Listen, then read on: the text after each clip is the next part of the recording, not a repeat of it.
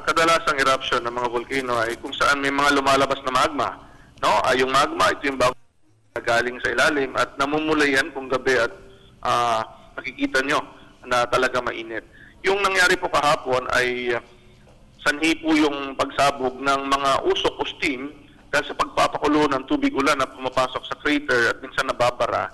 Kaya pag nabara yun, nagkakaroon ng pagsabog. Parang nagsasaing na kung saan pag kumulo na yung tubig, napapaangat yung takip at pag natanggal yung takip, talagang sisingaw ka agad. May pwersa. Yun po yung nangyari kahapon. Okay, sir, meron tayong tinatawag na phreatic eruption. Sir, this term, pakipaliwanag lang po sa ating mga taga-panood. Yung phreatic eruption, ito po yung dinescribe ko kahapon na ang dahilan ng pagsabog ay yung nakulob na steam or na-pressurized na steam. No? Ibig sabihin dahil sa tubig na napakuluan. Okay, sir, ito bang nangyaring phreatic eruption? Ito po ba yung first time? Kailan po huling nangyari ito, sir? Madalas mangyari yan sa Mayon Volcano. No? Nangyari na yan in 2009, bago sumabog ng December 2009. Sumabog ang Mayon 6, marami ding phreatic eruptions. Ang nangyari kasi ay dahil mainit ang bunganga ng Mayon, dahil hindi naman matagal ang pagitan ng mga eruptions, yung init ay hindi madaling matanggal sa mga bato at kapag nauulanan at nabara nga yung singaw ay nagkakaroon ng mga phreatic explosions. Okay, sir, so you're saying na walang pinipiling oras ang bulkang Mayon or kahit na anong panahon pwedeng magkaroon ng phreatic eruption? Tama po yun, pero dapat may tubig, mainit na bato at nabara yung singawan.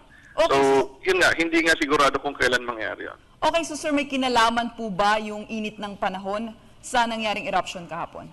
Wala naman po. Yung init kasi init ng bato, hindi dahil sa init ng araw. Pero yung tubig, siyempre galing sa ulan. Okay, sir, nasa alert 0 naman po yung bulkang Mayon, ano? So kahit po nasa alert 0, talagang posibleng magkaroon ng pag-aalburuto ang bulkang Mayon. Tama po yun. Ibig sabihin ng alert level, yung pangamba na magkakaroon ng magmatic eruption na may lalabas na magma, walang sinyales. At ang mga posibilidad ng phreatic explosion ay nandun kasi kailangan lang ng tubig at yung mainit na bato naman ay nandun parate. Yun lang ang ingredient nyo at nabara. By chance, nagkakaroon yan ng mga phreatic explosion. Ang signal kasi sa mga phreatic eruptions na parang warning or precautionary signals ay minsan wala o very minimal. Sa ibang volcano, minsan merong sinyales, kadalasan walang pinapakita. So mahirap po talaga yon. At bilang pag-iingat, dapat inaasahan ng mga tao na kapag sila ay pumupunta sa mga active volcanoes at lumalapit sa crater o tuktok, ay may peligro. Okay, sir, the weird thing is, wala man lang daw warning nung sumabog o nag-alburuto yung bulkan kahapon. So, sir, it is normal. Hindi yan weird. Talagang nangyayari po yan. So, sir, kahit yung mga umakyat, hindi rin nakaramdam ng kahit ano. Okay, so wala talagang, sir, tuwing mag-aalburuto ang bulkang Mayon? Hindi naman po. Phreatic explosion po ang nangyari. Pero pag-aakit yung magma, may mga senyalis yan. Okay, so sir, katulad ng lindol, kung ang lindol is merong aftershock, yung bulkang Mayon po ba may inaasahan na susunod pang pag-aalburuto? Well, ang bulkan kasi hindi naman umaalis sa lugar niya. At basta merong mainit at tubig, posibleng magkaroon ng phreatic explosion. Pero kung ang tanong meron pa kayang susunod na mga magmatic eruption, hindi natin inaalis yun. Kasi madalas sumabog ang Mayon Volcano at ang pinakahulingan niya yung 2009, sumunod siya after 2006. Okay, sir, correct me if I'm wrong, no? Kung ang phreatic eruption po ba ay senyales na posibleng magkaroon ng malakas na pagsabog? Well, posibleng maging senyales, pero dapat iba-iba pang mga parametro ang makikita mong nagbabago.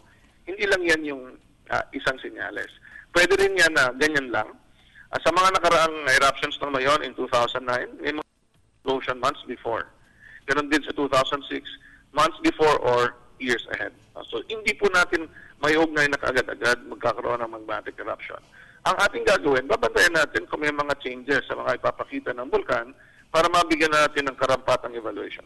Okay, sir, panghuli na lang po yung abo po ba na nilabas o nilabas nitong bulkang Mayon, ano po magiging epekto nito sa kalusugan ng mga kalapit na residente? Delikado po ba ito, sir? Well, kung kahapon ay bumagsak at nalanghap nila yung fine ash, yung mapino, siyempre delikado yun sa baga o respiratory system. Pero sa ngayon, wala namang nangyayari na. So siguro ang ginawa nila kahapon dapat ay nilinis nila yung kanilang mga lugar, tinanggal yung mga abo sa mga bubong o mga dingding at yung mga kalsada ay binuhusan ng tubig para na hindi mapatpad uli ng hangin. Okay sir, mensahe na lang po natin sa mga residente dyan sa Albay, konting pag-iingat. Ano po ang inyong masasabi sa kanila, sir? Well, unang-una, yung nangyari kahapon ay hindi na life-threatening sa mga residente sa Albay. Okay. Unfortunately, may mga lumapit. Pero kapag may mga pagbagsak ng abo, dapat muna tinatakpan ang kanilang ilong ng mga basang mga damit, o di kaya ipanyo, o kung may mask, sumuot. And then after that, linisin yung mga nabagsakan ng abo. Mag-antabay sa mga susunod na information kung ano ang ipapakita pa ng Mayon Volcano para mag-guidean sila ng kanilang mga local officials. Okay, very well said, Director. Maraming salamat po sa inyong oras. Yan nga po si PHIVOLCS Director Renato Solidum, live by phone patch.